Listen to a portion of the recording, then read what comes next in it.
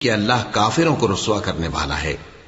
اور حج اکبر کے دن اللہ اور اس کے رسول کی طرف سے لوگوں کو آگاہ کیا جاتا ہے کہ اللہ مشرکوں سے بیزار ہے اور اس کا رسول بھی۔ اب اگر تم توبہ کر لو تو تمہارے حق میں بہتر ہے، اور اگر نہ مانو تو جان رکھو کہ تم اللہ کو ہرا نہیں سکو گے۔ اور اے پیغمبر، کافروں کو دکھ دینے والے عذاب کی خبر سنا دو۔ البتہ جن مشرکوں کے ساتھ تم نے عہد کیا ہو اور انہوں نے تمہارا کسی طرح کا قصور نہ کیا ہو اور نہ تمہارے مقابلے میں کسی کی مدد کی ہو، تو جس مدت تک ان کے ساتھ عہد کیا ہو اسے پورا کرو، کہ اللہ پرہیزگاروں کو دوست رکھتا ہے۔ پس جب عزت کے مہینے گزر جائیں تو مشرکوں کو جہاں پاؤ قتل کر دو، اور ان کو پکڑ لو اور گھیر لو، اور ہر گھات کی جگہ ان کی طاق میں بیٹھے رہو۔ پھر اگر وہ توبہ کر لیں اور نماز قائم کرنے اور زکوٰۃ دینے لگیں تو ان کا رستہ چھوڑ دو، بے شک اللہ بخشنے والا ہے